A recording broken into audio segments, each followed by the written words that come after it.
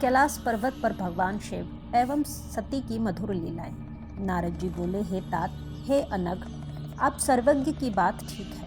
आपके द्वारा मैंने शिवाशिव के अत्यंत अद्भुत एवं कल्याणकारी चरित्र को सुना। समस्त मोहों को दूर करने वाले, परम ज्ञान संपन्न, मंगलायन तथा उत्तम विवाह कर्म का वर्णन भी अच्छी प्रकार से सुनो।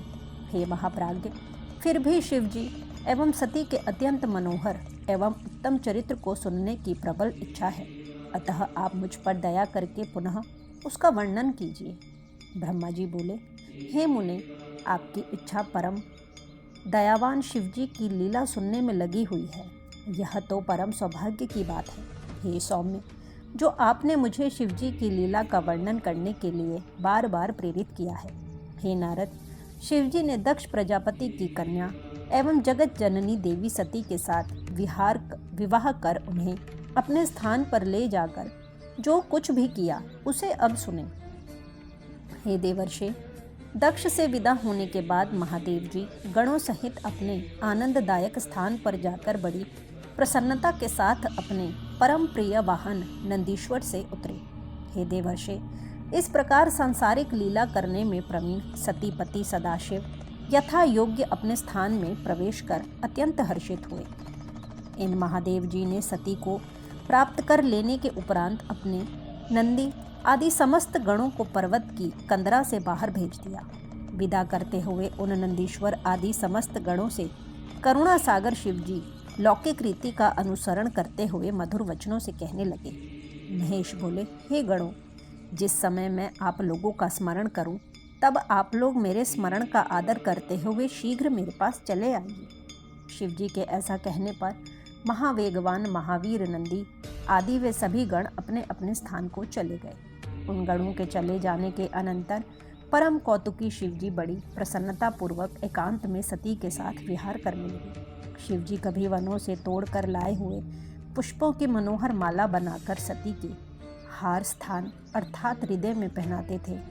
कभी कभी जब देवी सती अपना मुख दर्पण में देख रही होती थी, उस समय शिवजी भी सती के पीछे जाकर उनका मुख देखने लगते थे। वे कभी सती के कुंडलों को बार बार पकड़कर हिलाने लगते थे, उन्हें सती के कानों में पहनाते और फिर निकालने लगते थे। कभी वे भगवान शंकर स्वभावतः लाल वर्ण वाले सती के चरणों को दैदीप्यमान लाक्षारस से रंग कर अत्यधिक रागयुक्त कर देते थे। सती का मुखावलोकन करने के उद्देश्य से जो बात दूसरों के समक्ष भी कही जा सकती थी, उसे सती के कानों में कहते थे। वे कभी घर से दूर नहीं जाते थे, यदि दूर जाते भी तो शीघ्रता से वापस आ जाते थे और किसी बात को सोचती हुई सती के नेत्रों को पीछे से आकर अपने हाथों से बंद कर लेते थे। कभी वे अपनी माया से छिपकर वहीं जाकर सती का आलिंगन करते तो वे भयभीत होकर अत्यंत चकित होते हुए व्याकुल हो जाती थी। वे कभी सुवर्ण कमल की कली के समान उनके वक्षस्थल पर कस्तूरी से भ्रमर के आकार की चित्रकारी करते थे और कभी उनका हार उतार लेते थे और फिर उसे वहीं स्थापित भी कर देते थे। कभी सती के अंग से बाजूबंद, कंकण तथा अंगूठी बार बार निकालकर उसे पुनः उसी स्थान पर पहना दिया करते थे। यह तुम्हारे ही समान स्वरूप वाली तुम्हारी कालिका नाम की सखी आ रही है। शिवजी द्वारा इस प्रकार के वचनों को सुनकर जब सती उस सखी को देखने के लिए चलती तो शिवजी उनका स्पर्श करने लगते। कभी परमार्थाधिपति शिव काम के उन्माद से व्यग्र होकर अपनी प्रिया के साथ काम के लिए परिहास करने लगते थे। कभी शंकर जी कमल पुष्पों तथा अन्य मनोहर पुष्पों को लाकर बड़े प्रेम से उनका आभूषण बनाकर सती के अंगों में पहनाते थे। इस प्रकार भक्त वत्सल महेश्वर समस्त रमणीय वन कुंजों में सती के साथ विहार करने लगे। देवी सती के बिना शिवजी कहीं भी नहीं जाते थे, न बैठते थे और न ही किसी प्रकार की चेष्टा ही करते थे। सती के बिना उन्हें क्षण मात्र भी चैन नहीं पड़ता था। इस प्रकार कैलाश पर्वत के प्रत्येक वनकुंज में बहुत समय तक विहार करने के पश्चात वे पुनः हिमालय के शिखर पर गए और उन्होंने अपनी इच्छा से कामदेव का स्मरण किया। जिस समय काम उनके आश्रम में प्रविष्ट हुआ, उसके साथ ही वसंत ने भी शिवजी के अभिप्राय को जानकर अपना प्रभाव प्रकट किया। उस पर्वत के सभी वृक्ष तथा लताएं पुष्प से आच्छादित हो उठी और जल खिले कमलों से तथा कमल भ्रमरों से युक्त हो गए।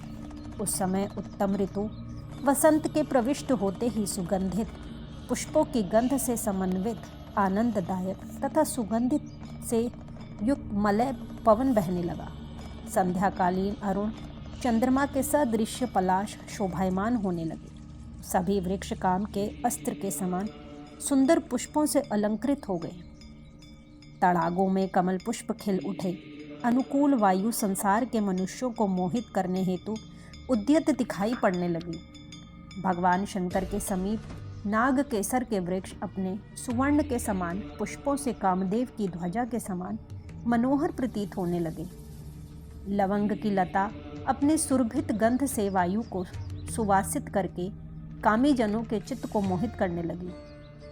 मंडराने वाले तथा आम्र मंजरियों में गुंजार करने वाले भौरों के सुंदर समूह कामदेव के बाणों के समान तथा काम से व्याप्त मदन के पर्यंक जैसे प्रतीत हो रहे थे। ज्ञान रूपी प्रकाश को प्राप्त कर जिस प्रकार मुनियों का मन प्रफुल्लित हो जाता है, उसी प्रकार खिले हुए कमल पुष्पों से युक्त निर्मल जल शोभा पा रहे थे।